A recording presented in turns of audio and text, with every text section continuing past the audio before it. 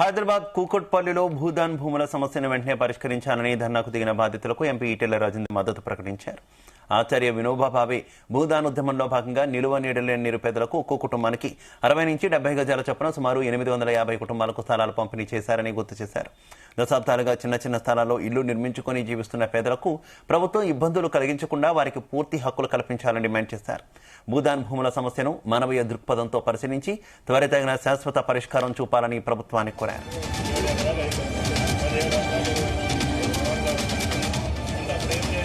వీళ్ళంతా కూడా ఏ రెక్కాడితే కానీ దొక్కనిండిన వాళ్ళకి, వీళ్ళు ఎక్కడ కూడా 300 గజాలు 400 గజాలు ఇళ్ళ జాలు కూడిన వాళ్ళు కాదు.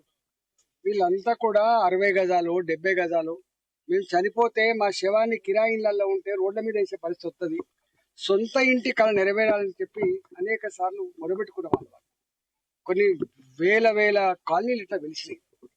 అట్లాంటి వెలిసిన కాలనీలలోనే ఒక కాలనీ ఏవీబీ కాలనీ, ఆచార్య వినోబా భావే కాలనీ. ఇక్కడ శ్రీకాకుళం వాళ్ళు కావచ్చు, ఇతర రాష్ట్రాల వాళ్ళు కావచ్చు, అందరికందరూ పేదవాళ్ళు మాత్రమే. వాళ్ళేం లక్షాధికారులు కాదు, కోటీశ్వరులు అంతకంటే కూడా కాదు. కాబట్టి పేదవాళ్ళు మాత్రమే. ఇవాళ ఒక 7 ఎకరాల పైచిలకు ఇస్తే వాళ్ళు ఇల్లు కట్టుకున్నారు. ఇంకా మిగిలిన 17 ఎకరాలు 18 ఎకరాల జాగ ఉంటే 850 మందికి ఒక్కొక్కరికి 60 గజాల చొప్పున ఆల్రెడీ ఇప్పటికే ఇచ్చిందని చెప్తాను. దీంట్లో రాష్ట్ర ప్రభుత్వం ఏమో ఇది భూదాన్ బోర్డు భూమి అంటది. కేంద్ర ప్రభుత్వ పరిధిలో ఉన్నటువంటి ఈ ఐడిపిఎల్ కంపెనీ ఏమో ఇది ఐడిపిఎల్ భూమి అంటది.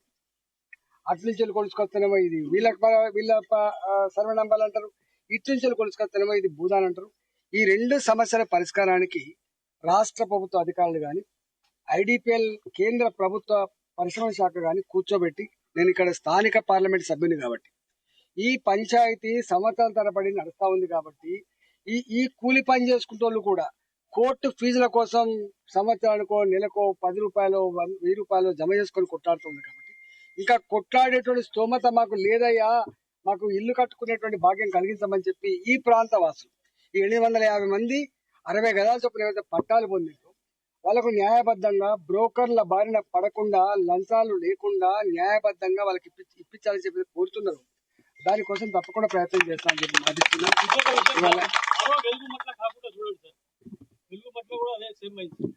ఇక్కడ భూదాన్ భూములు ఎప్పుడు కూడా భూదాన్ బోర్డు రద్దయినప్పటికి కూడా, అది ప్రభుత్వాధీనంలో ఉన్నప్పటికి కూడా ఈ భూదాన్ భూములను అమ్ముకునే అధికారం ఎవరికి లేదు. ఈ భూదాన్ భూములని నేను ఇంతకుముందు చెప్పినట్టుగా 60 గజాలలో ఇల్లు కట్టుకుంటామన్న పేదలకు మాత్రమే ఇళ్ల జాగలు ఇవ్వాలి తప్ప వేరే వాళ్ళకి ఇచ్చే ఆస్కారం లేదు. ఈవెన్ అసైన్మెంట్ చేయడానికి కూడా ఆస్కారం లేదు. అసైన్మెంట్ చేసినప్పటికి కూడా అసైన్మెంట్ భూములలో వ్యవసాయం చేసుకుంటేనే భూములు ఉంటాయి. ఒకవేళ అసైన్మెంట్ భూములు కూడా మళ్ళా ఇది అసైన్మెంట్ పనిగా అంటే అమ్ముకోవడానికి వీల్లేదు. అందుకని ఉన్నంత వరకే పేదలకు అనుభవించేటువంటి హక్కులు ఉంటాయి తప్ప అమ్ముకునేటువంటి అధికారాలు వాళ్ళకు లేవు. కాబట్టి ఇక్కడ ఇది వ్యవసాయం చేసుకునే భూములు కావి, అవి రద్దు అయిపోయినాయి. కాబట్టి ఇవన్నీ పేదవాళ్ళు 60 గజాలు ఏముంటది. ఇలా బయట కూలి పని చేసుకున్న జీతమే 15,000 రూపాయలు ఉంటుంది. మొత్తం కలిపి ఇళ్ల కిరాయి అయిపోతే కూడా 15,000 రూపాయలు ఉంటుంది. ఇళ్ల కిరాయి కట్టుకోలేరు. ఆ కిళ్ళ కిరాయిలు ఉంటే ఇంట్లో చచ్చిపోతే ఆ శవాన్ని కూడా ఇళ్లలో రానియరు, రోడ్డు మీద వేసుకునే పరిస్థితి. అందుకనే పేదవాళ్ళ ఈ బాధ అది అనుభవిస్తూనే వెళ్తుంది.